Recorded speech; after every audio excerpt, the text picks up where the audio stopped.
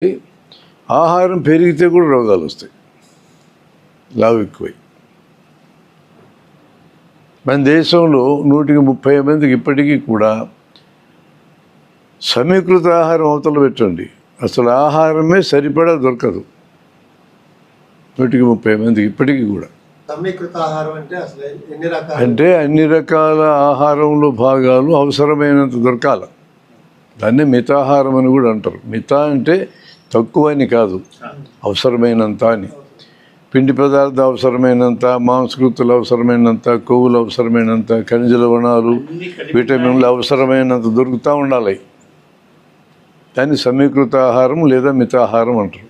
అన్నీ తినాలా, అన్నీ కలుపుకోననిగా తినాలా. అవి లోపల కలుస్తాయి, బయట కలపకపోయినా. మనం రకరకాల పద్ధతుల్లో బయట కలుపుతాం. వంటల్లో వేల రకాల వంటలు ఉన్నాయి ప్రపంచం అంతా.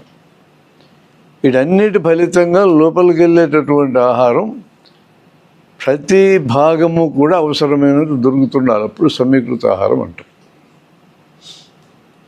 ఎక్కువ మంది జనం కడుపు నింపుకోవడానికి ప్రాధాన్యత ఇస్తారు కాబట్టి దొరికితే తినేసి నింపుకొని వెళ్ళిపోతారు.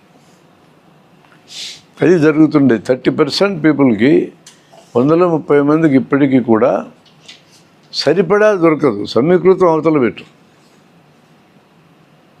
చదువుకున్న వాళ్ళు, డబ్బున్న వాళ్ళు కూడా అనేక మందికి సమీకృత ఆహారం ఎటు తినాలో తెలియదు, ఆ విజ్ఞానం లేదు. తింటారు, రకరకాలు తింటారు, ఖరీదైనది తింటారు, కానీ ఏ ఆహారం పాలు ఎంతెంత ఉండాలనే జ్ఞానం లేదు. లేనప్పుడు వాళ్ళు కూడా తప్పుడు ఆహారం తింటుంటారు. కొనగలిగే శక్తి ఉంది కానీ తప్పుడు ఆహారం తింటారు. ఇక 130 మందికి ఆహారం లభ్యత ఎక్కువ, అవసరానికి మించి లభ్యమవుతుంది. ఈ మధ్యలో ఉన్న 40 మందికి నీకు ఆహారం సరిపడా దొరికేది. ఈ 40 మంది అందరూ సమీకృత ఆహారం తింటారని ఏమి లేదండి, లభ్యత సరిగా ఉంటుంది. ఈ చివరికి లభ్యత ఏముంటుంది, అవతల ఎక్కువ ఉంటుంది. లభ్యత గురించే ఈ తేడా.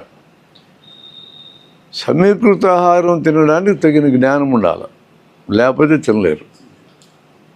అది నేర్పించాల్సిందే. మనకు నేర్పించే బెస్ట్ ప్లేస్ విద్యాలయమే. మన పిల్లలకు నేర్పాలంటే తల్లిదండ్రుల కన్నా తెలిసి ఉండాలి. తల్లిదండ్రులకే తెలియకపోతే విద్యాలయానికి తెలిసి ఉండాలి. విద్యాలయం నేర్పిస్తే కుటుంబంలోకి వస్తుంది ఆ విజ్ఞానం. వాళ్ళు తల్లిదండ్రులకు నేర్పగలరు, కనీసం వాళ్ళకి పుట్టే పిల్లలకు నేర్పగలరు ఆ విజ్ఞానం వస్తే. ఇది మనం ఆరోగ్యంగా జీవించడానికి అవసరమైన విజ్ఞానం ఇది. మనం పనిచేసే ఉద్యమాలకు నేరుగా